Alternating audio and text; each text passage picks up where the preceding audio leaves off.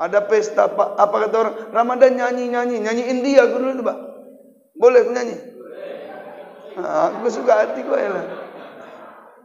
Asal ada datang itu Bang Ramadan datang, nyanyi aku di situ. Apa yang Pak Ustaz bilang?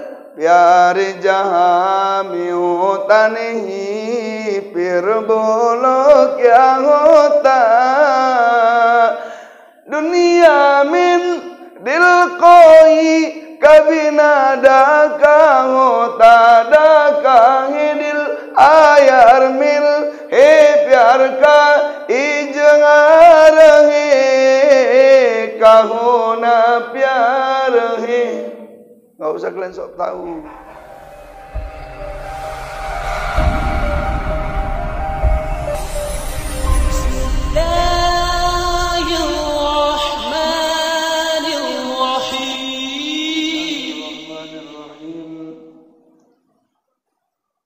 Assalamualaikum warahmatullahi wabarakatuh.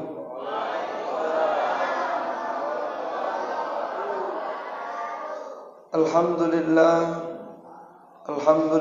wa kafa, assalatu wassalamu ala habibina al-mustafa wa ala alihi wa ashabihi ahli tuqa wal wafa, amma ba'd. Bersyukur kita kepada Allah Subhanahu wa taala dengan mengucapkan alhamdulillahi rabbil alamin. Salawat dan salam kepada Nabi kita Muhammad sallallahu alaihi wasallam. Allahumma salli ala Muhammad wa ala ali Muhammad. Bapak Ibu yang saya hormati, yang mudah-mudahan dimuliakan Allah. Kajian kita yang lalu adalah tentang Bani Israel, yang mana memang Bani Israel ini adalah kisah yang paling banyak Allah sebutkan dalam Al-Quran. Kalau yang lalu cerita kita tentang bagaimana Bani Israel menginginkan Tuhannya kelihatan, bagaimana di antara mereka yang mau mengingkari janjinya, bagaimana dan sifat mereka sudah kita sampaikan yang lalu. Itu yang jelek-jeleknya, hari ini kita sampaikan yang baiknya. Karena Bani Israel itu artinya keturunan dari Israel. Israel itu nama lain dari Nabi Yakub alaihi salam. Jadi keturunan Nabi Yakub itu ada yang menjadi orang baik, ada yang menjadi orang jahat, ada yang taat pada Allah, ada yang ingkar kepada Allah, ada yang jadi nabi dan rasul sehingga taatnya, ada pula orang biasa tapi levelnya Allah sejajarkan dengan para nabi dan rasul. Kali ini kita mulai dari keturunan Yakub alaihi salam ke bawah jauh sekali. Keturunan Nabi Daud alaihi salam, keturunan lagi dari Nabi Sulaiman, yaitu ke bawah Nabi Zakaria alaihi salam. Allah Subhanahu wa taala berfirman, a'udzubillahi minasyaitonir rajim, bismillahirrahmanirrahim.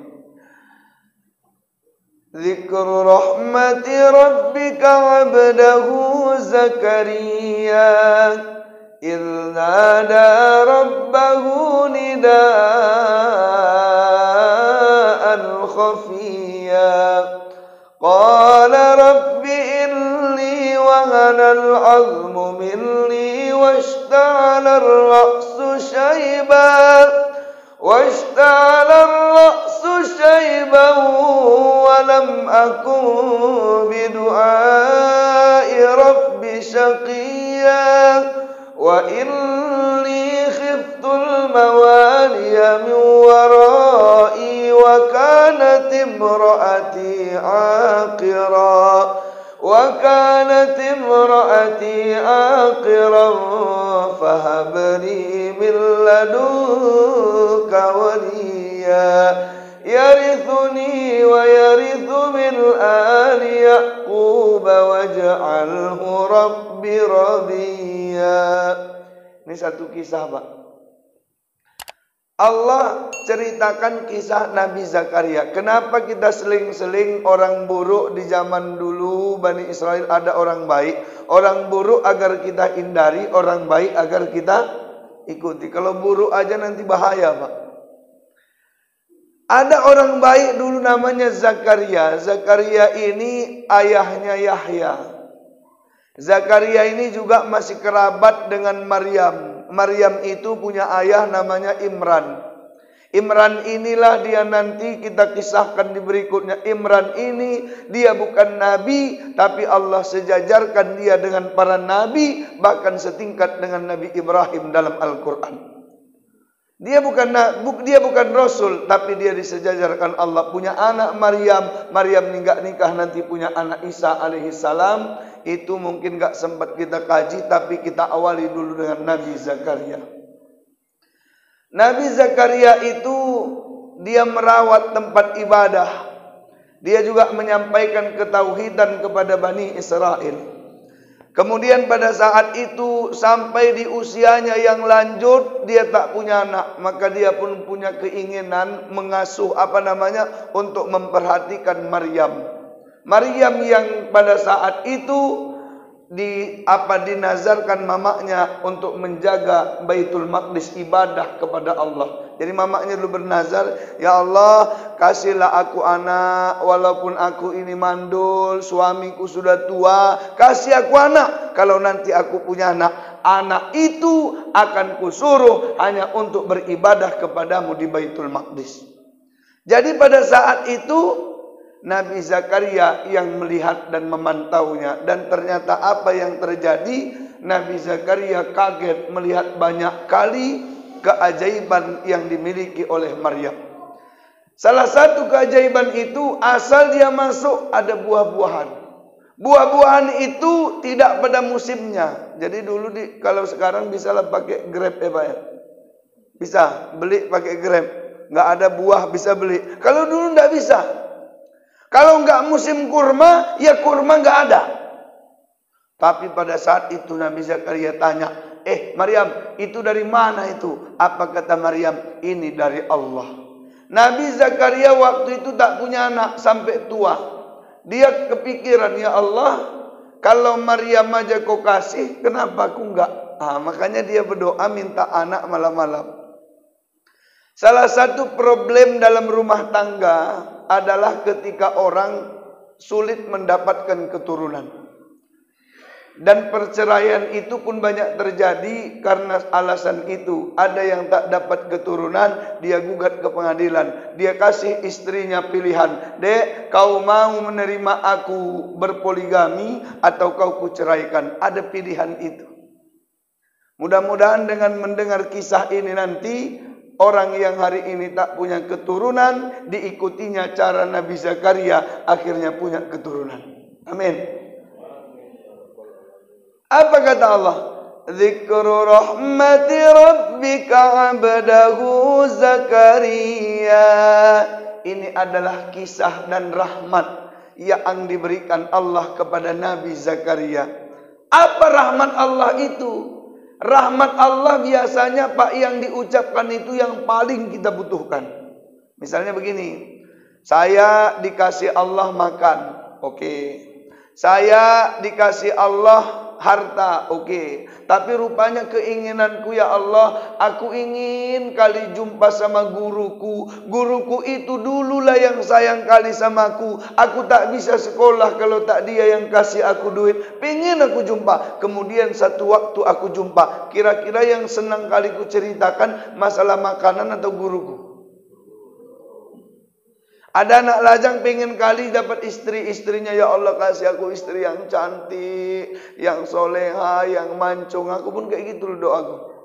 Doaku sama Allah. Karena kawanku bilang, Dan, kau hati-hati. Kulit kau hitam, jangan cari istri yang hitam. Kan lancip-lancip mulut orang sekarang. Bilang, ya Allah kasih aku istri, ya Allah. Kalau bisa dia tinggi, kulitnya jangan hitam, agak putih, mancung, matanya biru. Tahu Bapak apa yang terjadi? Dikabulkan Allah Ustaz. Sebagian. Tinggi istri Ustaz. Tinggi. Putih. Lumayan lah. Mancung. Sikit. Biru matanya. Kalau pakai soplen. Nah, biru. Tapi gitu dikabulkan Allah. Walaupun yang ku minta 100%, dikabulkan Allah 70%. Apa yang di dalam hatiku ini? Alhamdulillah, terima kasih ya Allah. Akhirnya kau kasih aku istri yang seperti itu. Terima kasih. Padahal nikmat Allah yang lain banyak, tapi ini ku ceritakan karena ini sangat membekas di hatiku. Betul enggak, Pak? Sebenarnya rahmat Allah kepada Nabi Zakaria itu banyak. Tapi yang dia minta hari itu anak. Apa kata Allah? Innada rabbahu nidaan khafiyya. Dia berdoa kepada Allah dengan suaranya yang lembut sekali. Saya mau tanya dulu, Pak. Ada enggak kita berdoa lembut kali? Ada orang berdoa keras-keras? Ada orang berdoa lembut? Biasanya kalau udah batin lembut itu doanya. Betul? Ya Allah, 3 kali dia sama aku, balaslah ya Allah. Itu batin. Ada enggak gitu? Ada. Pak? Itu tanda-tanda. Jadi Bapak Ibu sekalian yang dimuliakan Allah, kata ulama, ini Nabi Zakaria ketika dia berdoa dengan suaranya yang lembut itu ada 2 hal penyebabnya. Pertama, karena dia merasa dekat dengan Allah. Jadi syarat doa makbul itu yang berdoa harus merasa dekat dengan Allah. Saya kalau seandainya bilang sama Bang Haris, ya Bang, apa Pak Ustadz? Saya boleh minta tolong Bang. Minta tolong apa Pak Ustadz? Saya kebetulan mau beli mobil tapi uangnya kurang. Oh iya Pak Ustadz. Iya, abang kan YouTuber misalnya nih. Oh iya Pak Ustadz. Bang, aku mau beli mobil, bisa Bang bantu Bang? Oh, berapa lagi Ustadz? Sikit lagi nya. Berapa kurangnya? 200 juta lagi Bang. Berapa harga mobilnya Bang? 210 juta. Dari aku 10, dari abang nih 200. Nggak akan berani aku minta tolong kalau kami nggak dekat. Betul? Syarat minta tolong harus dekat. Minimal akrab lah. Kemana-mana CS lah.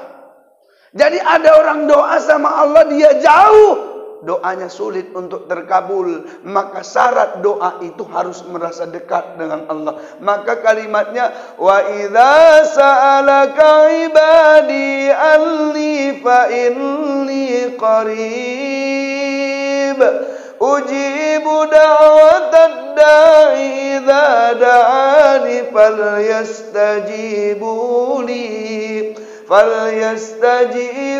li wal yu'minu bi la'allahum yarshudun.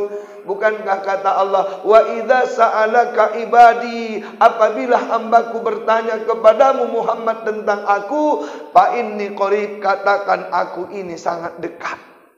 Jadi siapapun yang doa itu syaratnya harus merasa dekat dengan. Saya tanya Bapak Ibu, orang yang merasa dekat dengan Allah suka berbuat dosa enggak? Jawab Bu, jawab. Orang yang merasa dekat dengan Allah suka berbuat dosa enggak? Tidak. Kenapa? Dia tahu ada 2 kalimat. Alhamdulillahi Rabbil Alamin, Ar-Rahmanir Rahim, Maliki Yaumiddin. Ada kalimat-kalimat ini. Pertama, segala puji bagimu ya Allah, kaulah Rabb sekalian alam. Kami ini butuh kepadamu ya Allah. Kalau kau enggak kasih kami bernapas, enggak akan mungkin kami bisa hidup. Betul? Kalau kau enggak kasih kami udara, enggak akan mungkin kami bisa hidup. Kami tempat engkau tempat bergantung kami ya Allah. Orang itu butuh selama dia hidup di dunia. Dengan apa? Ar-Rahman dan Ar-Rahimnya Allah. Pak Ustadz, berikutnya orang yang dekat dengan Allah paham Maliki Yaumiddin. Allah lah yang menguasai hari pembalasan. Kalau di dunia ini enak, nggak dibalas pun nggak apa-apa. Di akhirat dibalas. Ibu-ibu yang nyeritakan aib tetangganya, demi Allah bu, ibu senang nyeritakannya. Di akhirat Allah balas, ibu disuruh cari dia. Kalau nggak dapat, amal ibu digantikan untuk itu semua. Maka hati-hati. Bahkan ada orang jelek di depan kita sifatnya, nggak boleh kita ceritai. Apa yang kita lakukan? Laporkan pada yang berhak menanganinya. Yang kedua, doakan kita bisa istiqomah dan doakan dia dapat hidayah. Itu Pak.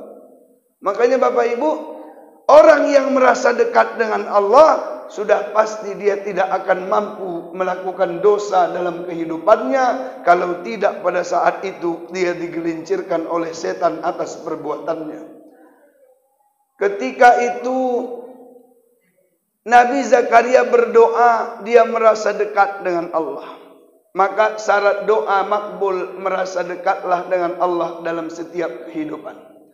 Yang kedua, Nabi Zakaria malu kalau seandainya ada orang yang dengar doanya. Saya Pak, misalnya ini aku kan masih muda nih kan Pak. Kalau aku doa minta anak, wajar nggak Pak? Wajar, orang aku masih muda. Tapi kalau ada kakek-kakek udah tua kali, kakek-kakek udah tua pun kalau punya bini muda, wajar Pak minta anak? Wajar juga. Tapi kalau ada kakek-kakek, istrinya nenek-nenek tua, nenek ini dari mudanya mandul, semua dokter tahu dia mandul, dua-dua sudah tua, minta anak, wajar nggak? Malu nggak dia berdoa? Coba tes nenek-nenek di masjid nih, coba tes, atau kakek-kakek lah. Ya Allah kasih aku anak, kenapa cucu kakek udah 31? Kan nggak wajar. Nabi Zakaria mau doa gitu, dia malu orang dengar. Maka idnada rabbahu nidaan khafiyya. Saat itu dia berdoa kepada Allah dengan sangat lembutnya. Apa yang beliau katakan dengan suara yang lembut itu? Dia mengatakan begini. Qala rabbi inni wahanal azmu minni washta'ala ar-ra'su shayban wa lam akun bidu'ai rabbi syaqiyya. Apa kata dia? Ya Allah, ya Tuhanku, aku ini sudah tua, tulang belulangku sudah lemah, rambutku sudah memutih ya Allah. Tapi aku belum pernah sekalipun kecewa ketika aku berdoa kepadamu. Saya tanya Pak, Nabi Zakaria yang sudah tua itu, dari muda pasti pengen punya anak, ya kan Pak? Tapi dia katakan, ya Allah, selama aku hidup, sampai aku tua, rambutku putih, sekalipun belum pernah aku kecewa kepadamu dalam berdoa, ya Allah. Saya tanya, kita pernah nggak kecewa doa sama Allah? Kadang baru seminggu berdoa, udah lancip kali mulut yang doa itu.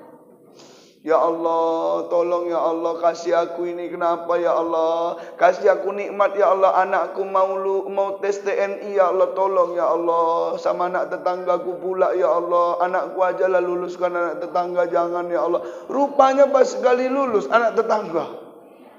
Apa kata ibu tadi? Ya Allah, kecewa aku sama kau ya Allah, kayak gitu kali kau sama aku ya Allah. Padahal yang rajin wirid aku ya Allah, tiap hari ngaji, tetangga itu nggak ada ngaji-ngaji. Tapi kenapa anaknya pula yang lulus? Ada nggak yang begitu? Ingat Pak, prinsip dalam berdoa harus mengatakan, ya Allah, aku tidak pernah kecewa dalam doaku kepadamu. Karena nggak ada doa yang sia-sia Pak. Pak Ustadz, saya berdoa belum terkabul. Tak sia-sia, mungkin Allah simpan doanya. Pak Ustadz, saya doa belum terkabul, usaha lagi, mungkin ada yang salah dalam doanya. Maka Nabi Zakaria berkata, qala rabbi inni wa hanal admu minni washta'ala ar-ra'su syaiba wa lam akum bidu'ai rabbi syaqiyya. Ya Allah, ini tulang belulangku sudah lemah, rambutku sudah memutih, tapi aku belum pernah sekalipun kecewa dalam berdoa kepadamu ya Allah. Yakinilah doa kita itu yang dikabulkan Allah, yang baik, yang belum dikabulkan Allah tahan. Betul Pak? Nanti ada ibu-ibu dulu berdoa, ya Allah kasih aku suami yang ganteng, ya Allah yang putih, yang mancung. Rupanya ibu dapat hitam, pesek, pendek. Apa yang ibu bilang? Bu, apa? Apa? Innalillah. Alhamdulillah. Kenapa? Mungkin kata Allah, kalau dikasihnya lah ibu tadi yang ganteng, masalah bagi ibu. Tapi gitu dikasihnya ibu yang jelek, setia dia sampai mati. Kan betul tuh ya? Ada itu lagunya, boleh ku nyanyikan? Buat apa tampan kalau makan hati, lama-lama mati bunuh diri.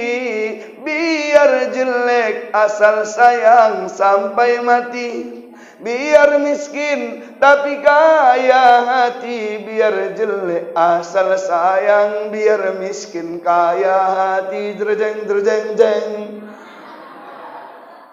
Jadi Bapak Ibu sekalian, ibu-ibu yang tadinya nyesel punya suami jelek, balik dari sini bilang sama suami, "Bang, aku senang dapatkan kau bang." "Kenapa dek, kok tiba-tiba kau ngomong kayak gitu?" "Rupanya kau memang jelek bang, tapi kau itu penyayang." Itu bagus.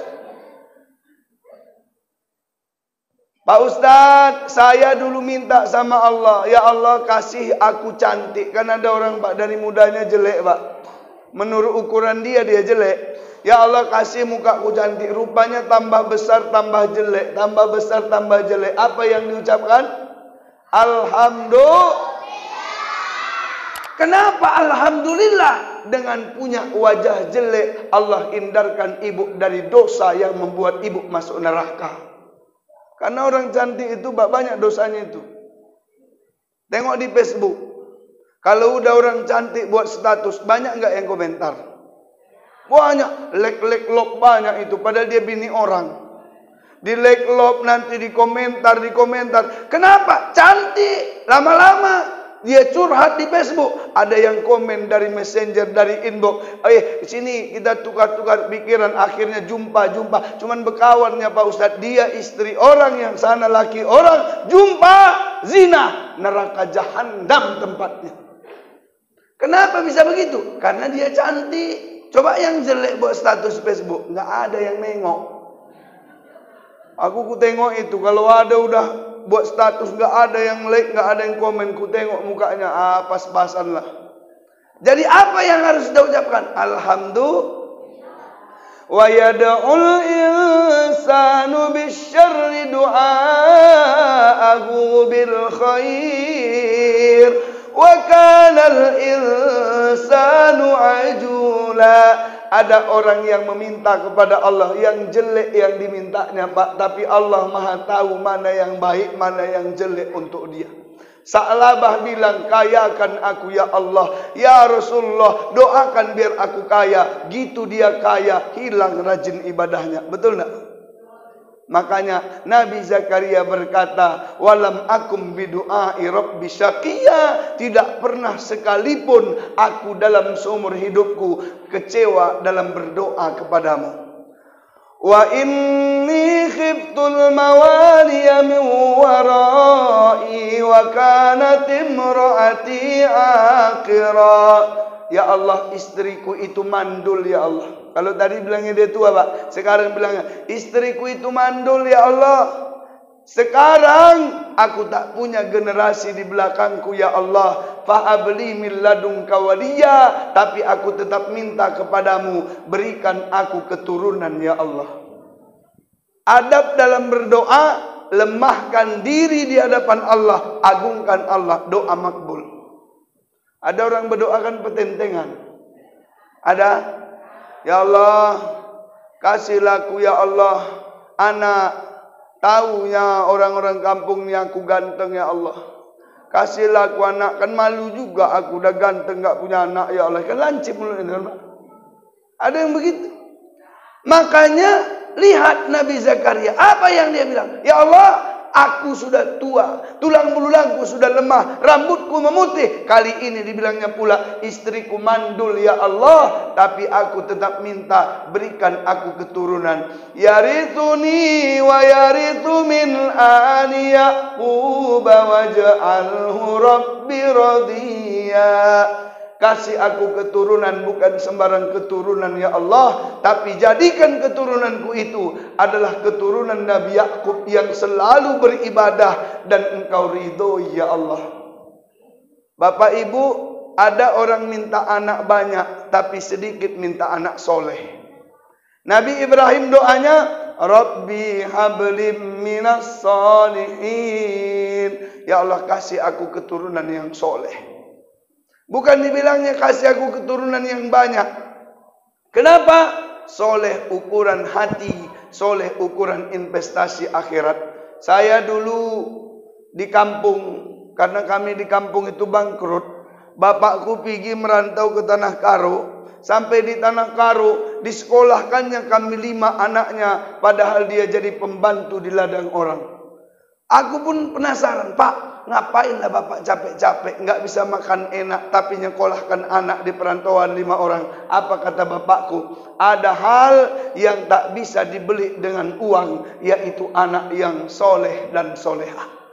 Sekarang baru bapakku nangis. Gitu solat dia di Masjid Agung Kota Cane. Gitu pas solat aku di sebelahnya, nangis dia. Rupanya karena abangku yang jadi imamnya. Pas ada acara, nangis juga dia, karena aku yang ceramahnya.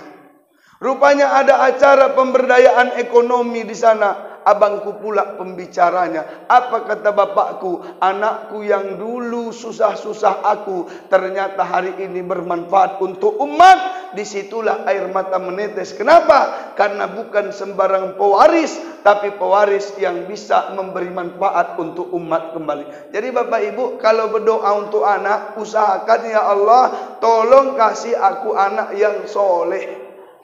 Kalau enggak soleh, jangan ya Allah. Kemudian, yarithuni wa yarithu min ali Yaqub waj'alhu rabbi radiya. Saya tanya, doa Nabi Zakaria terkabul? Terkabul Pak. Dalam waktu yang dekat, Nabi Zakaria langsung hamil istrinya. Apa kata Allah? Ya Zakaria, inna nubashiruka bi ghulamin ismuhu Yahya, lam naj'al lahu min qablu samia. Wahai Zakaria, kukabulkan doamu, kuberikan kabar gembira atas kelahiran putramu, namanya Yahya. Belum pernah kuciptakan manusia seperti dirinya. Aku sampai jam berapa nih, Pak?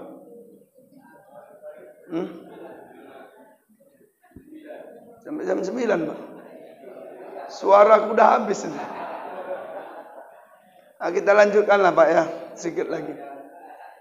Pak Ustaz, jadi Nabi Zakaria punya anak Yahya. Ya. Yahya itu Pak Ustaz diutus untuk siapa? Bani Israel. Siapa levelnya? Nabi Isa alaihissalam. Jadi Pak, Nabi Yahya itu sama dengan Nabi Isa. Nabi Ibrahim Allah utus sama dengan Nabi Lut alaihissalam. Tapi tak seimbang. Ibrahim Khalilur Rahman. Tak seimbang dengan Nabi Lut yang diutus untuk kaum Lut. Tapi ada Nabi yang seimbang. Siapa itu? Nabi Isa dan Nabi Yahya alaihissalam. Isa nggak punya mama, nggak punya ayah, Pak. Dia kalimat Allah. Jadi julukannya itu kalimat Allah. Kenapa? Karena menciptakan Isa kun fayakun. Tapi Nabi Yahya dia dilahirkan dari doa. Kenapa? Karena kalau tua udah mustahil, Pak. Nenek-nenek sama kakek-kakek satu mandul pula dari dulu, mustahil ini. Tapi kemudian Allah karena mendengar doanya, Allah tiup ke dalamnya. Allah berikan ia keturunan, itulah namanya Yahya. Pak Ustaz, jadi kayak mana istimewanya Nabi Yahya itu? Kata Allah, Ya Yahya khudil kitaba biquwwatin wa atainahul hukma sabiyya. Wahai Yahya, ambillah kitab Taurat itu, pelajari dengan sungguh-sungguh. Dari kecil Yahya sudah diberikan Allah kebijaksanaan yang luar biasa. Apa intinya, Pak? Kalau ada anak kita, dekatkan dia dengan kitab Allah, maka Allah akan berikan hikmah yang besar kepadanya. Jadi anak-anak kecil nih, ajari baca Quran. Adik-adik ngaji, bayar uang ngaji, bayar. Ibu-ibu, kadang kita ngeleskan anak bahasa Inggris bayar 500.000. Ngajari anak ngaji di masjid cuman bayar nanti 3.000, kadang 20.000, suka-suka hati kita. Itu pun anak kita nggak kita suruh ngaji, rugi. Padahal wa atainahul hukma sabiyya, orang yang dekat dengan Allah akan Allah beri hikmah yang besar. Jadi Nabi Yahya itu cerdas, Pak. Dia mampu menghafal kitab Taurat itu, dan Nabi Yahya mampu menjelaskannya. Apalagi wa hananan min ladunna wa zakatan wa kana taqiyya. Nabi Yahya itu, Pak, penuh dengan kasih sayang Allah kepadanya. Jadi kalau anak kecil minta sama bapak, Pak, belikan aku baju baru. Apa bapak bilang? Nak, minta dulu sama Allah, baru nanti bapak kasih. Supaya apa? Anak itu tertanam dalam dirinya yang sangat dibutuhkan kasih sayang Allah Subhanahu wa hananan min ladunna. Amat besar kasih sayang dari kami, kata Allah kepada Nabi Yahya. Wa hananan min ladunna wa zakata wa kana taqiyya. Karena Nabi Yahya ini memang dia itu adalah orang yang suka mensucikan hatinya dan hamba yang bertakwa kepada Allah. Pak, apa hikmahnya, Pak? Allah puji Nabi Yahya karena suka mensucikan dirinya dari dosa. Makanya kata Nabi, kullu bani Adam khata'un wa khairul khata'ina tawwabun. Anak cucu Adam itu semua punya salah. Tapi sebaik-baik orang yang bersalah, dia mampu bertaubat atas kesalahan yang dia lakukan. Aku yakin, Pak, yang duduk di masjid nih banyak salahnya nih. Betul benar? Ada di sini yang enggak berdosa? Nggak ada, aku pun berdosa. Tapi Pak Ustaz jago suka ngaji, masa berdosa? Orang dulu aku suka nyanyi kok. Ada pesta, Pak, apa kata orang? Ramadan nyanyi India aku dulu, Pak. Boleh aku nyanyi? Nah, aku suka hati kok ya lah. Asal ada datang itu Bang Ramadan datang, nyanyi aku di situ. Apa yang Pak Ustaz bilang? Pyare jahami hotanihi pir bolo kya hota dunia min dil koi kabina daka hota daka hidil ayar mil he pyar ka ijngar he kahona pyar he. Nggak usah kalian sok tahu. Jadi Pak Ustaz, dulu Pak Ustaz suka nyanyi, iya. Sekarang ngaji, iya. Berarti Pak ngajinya baru sekarang, dulu masih sedikit sih. Berarti apa? Banyak dosa di masa lalu. Semua ini banyak dosa. Ada yang ibu-ibu segini jilbabnya, Pak. Padahal 2 tahun yang lalu segini seksinya pakaiannya. Ada bapak-bapak sekarang alim kali, padahal 2 tahun yang lalu mentogel aja kerjanya. Apa mimpi kau? Mimpi aku ikan, Pak. Berarti 32. 32 ular, Pak. Ya udah berarti 32 lah. Tulis 32. Apa mimpi kau? Mimpiku itu, Pak, aku mimpi jumpa orang gila. Oh, berarti ini. Aku pun dulu masang pernah. Jadi ada orang hari ini alim, dulu nggak alim. Ada, Pak? Ada. Ada orang hari ini dia nggak alim, dulu alim. Ada. Waktu kecil rajin kali mengaji, masukkan pesantren, rupanya keluar dari pesantren jadi bandit pula dia. Ada. Makanya kalau begitu, orang paling baik bukan yang nggak punya salah, tapi kalau bersalah dia bertobat atas kesalahannya kepada Allah. Wa zakatahu wa kana taqiyya, dihadirkan dalam dirinya rasa takut kepada Allah Subhanahu. Ibu-ibu di rumah sendirian, bapak-bapak pergi kerja. Ibu mau melalak kemana bisa, Bu? Nggak ada yang tahu. Bapak tu pun nggak tahu ibu WA-WAan sama siapa. Mau mantan ibu yang WA, nggak tahu bapak itu. Bapak pun kayak gitu, Pak. Bapak kerja di luar, buat di ponsel namanya bapak buat Mulyanto, padahal nama aslinya Mulyani. Ya Pak, itu nggak tahu istri bapak, nggak tahu. Ya betul, betul. Macam-macam pengalaman ini. Jadi ibu mau kayak mana di sana? Orang lain nggak tahu, Allah tahu. Bapak mau kayak mana di luar? Orang lain nggak tahu, tapi Allah tahu. Maka sifat yang ditanamkan, aku bukan takut sama suamiku, tapi aku takut kepada Allah Subhanahu. Suamiku nggak bisa lihat, tapi Allah Maha melihat. Suamiku nggak tahu yang kusimpan dalam hatiku, tapi Allah Maha tahu. Maka apa yang kita lakukan, Pak? Taqiyya, merasa diawasi Allah dalam setiap kehidupan kita. Wa barra biwalidayhi wa lam yakun jabbaran asiya. Nabi Yahya itu orangnya berbakti pada orang tuanya, tidak sombong dan tidak durhaka.